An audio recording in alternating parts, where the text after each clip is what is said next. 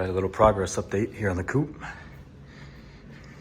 Lots of work here done. I have no idea how many more hours I have since the last update, but had to add some filler here.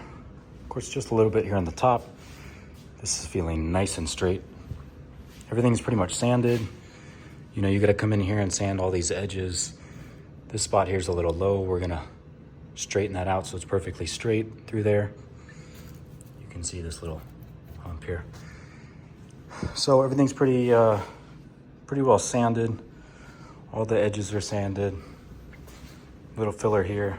Again, this is feeling nice and straight. Our lines through here have to be adjusted slightly.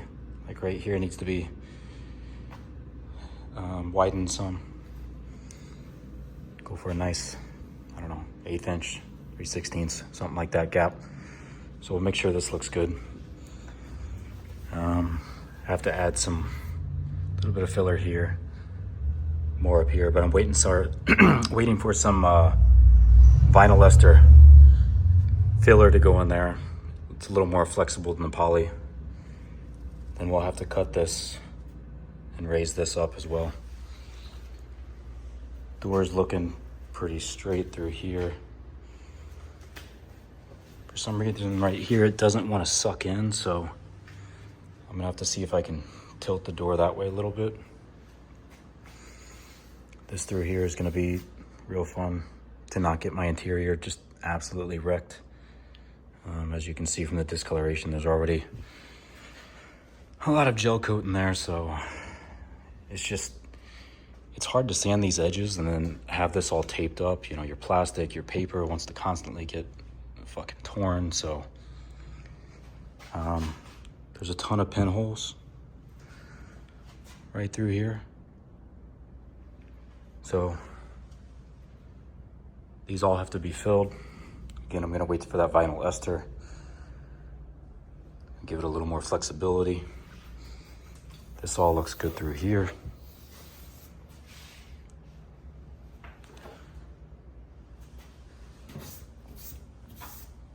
Trying to get it as nice as I can before I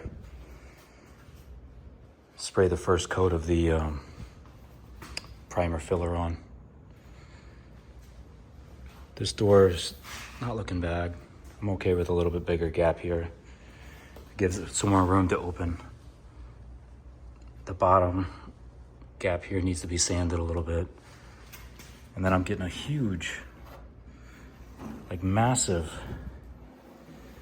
warping here. So I can't really push this back in. I don't know if I'm gonna fill this or what.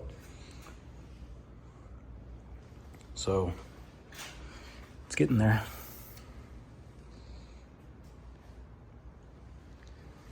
Thing is, you gotta put this weather seal. You gotta put this weather seal on here first and get the correct thickness, because down here the gap is huge, and there's no way to tighten that up. And then up here, you know, when this door shuts, it shuts really nice now, and it's pretty firm against that. So, you know, it's not gonna be waterproof, but it should help a little bit. And then here, again, I'm waiting for that vinyl ester. And I'm gonna have to fill all of this through where this window frame is. That way there's no gap through there. Again, not gonna be waterproof, but it's gonna be better than a giant gap there. So, coming along. I'm hoping once I get the vinyl ester next week, this Tuesday, I should be able to finish off, you know, this first stage of sanding, get the door straightened out. So maybe just another day, I hope. And then I can start spraying that primer. And then of course we're gonna have to sand it all back down again. Maybe do it one more time, then epoxy, then base coat, then clear.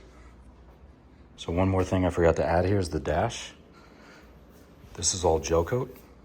You can see this is the dry guide coat.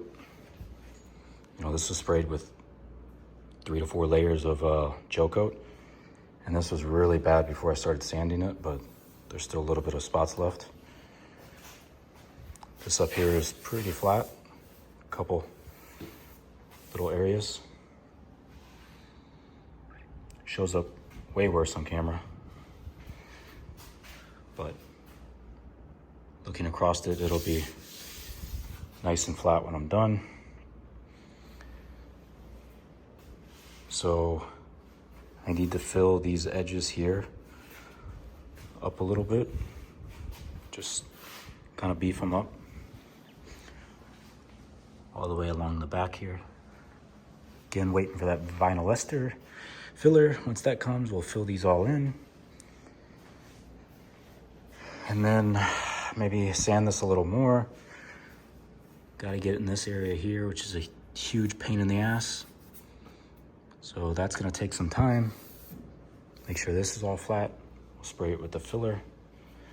And then dry guy coat and sand it again. And then this more than likely will be black with a satin clear.